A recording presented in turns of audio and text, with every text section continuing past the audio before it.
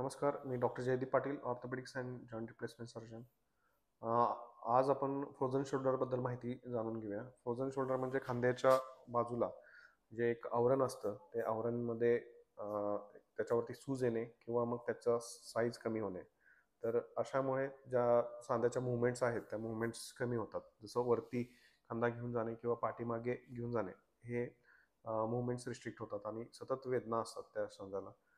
जसं आपण झोपल्यानंतर अचानक झोपमोड होणे आणि हाताखाली डोक्याखाली हात घेणं डिफिकल्ट होणं, ह्या गोष्टी ज्या आहेत त्या फ्रोझन शोल्डरची लक्षणं आहेत. तर फ्रोझन शोल्डर कशामुळे होतो, तर एकतर फ्रोझन शोल्डर डायबिटीज किंवा हायपोथायरॉइडिझम, एंडोक्रायनल डिसीज काय असतील तर त्याच्यामध्ये कॉमन असतो, किंवा प्रिव्हियस काही इंजुरी झाली असेल तर होऊ शकतो, किंवा इडिओपॅथिक पण फ्रोझन शोल्डर होतात.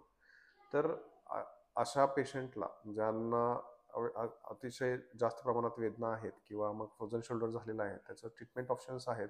एक तर फिजिओथेरपीनी त्याच्यामध्ये आपण मुवमेंट्स असिस्टेड जे मुवमेंट्स आहेत त्या आपण मुवमेंट्स ॲडवाईज करतो. आणि पेन किलर्स आणि फिजिओथेरपी जास्त वेळेकरता घ्यावी लागते. तो थोडेसे टाईम कन्झ्युमिंग आहे. तर ही प्रोसिजरला ऑलमोस्ट 5 to 6 मंथ लागतात. काही काही पेशंटला लवकर फरक पडतो 1 ते 2 महिन्यामध्ये. दुसरी ट्रीटमेंट ऑप्शन आहे, त्या ट्रीटमेंट ऑप्शनमध्ये आपण गेट चॅनल ब्लॉक देतो. तर त्या गेट चॅनल हा अशी ट्रीटमेंट ऑप्शन आहे की जे नर्व्स एंडिंग्स आहेत, त्या नर्व्स एंडिंग्सला आपण एंडप्लेटच्या तिथे ब्लॉक हे इंजेक्शन लोकल इंजेक्शन देतो. तर आपण इंट्राटिक्युलर इंजेक्शन कोणत्या पेशंटला ॲडवाईस करत नाही आहे. खांद्यामध्ये इंजेक्शन त्याचे भरपूर पुढचे फ्युचर कॉम्प्लिकेशन्स असतात. त्यामुळे खांद्यामध्ये किंवा सांध्यामध्ये जॉईंट इंजेक्शन घेणे हे आम्ही टाळतो किंवा आम्ही देत नाही.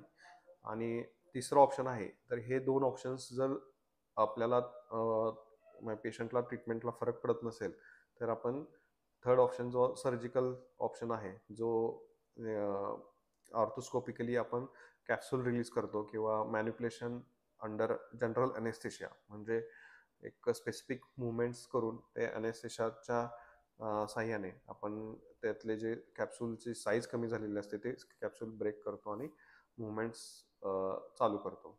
तर असे ट्रीटमेंट ऑप्शन्स आहे. तर पेशंटनी असं फ्रोझन शोल्डर असा आजार असेल तर न घाबरता ट्रीटमेंट घेणे गरजेचं आहे.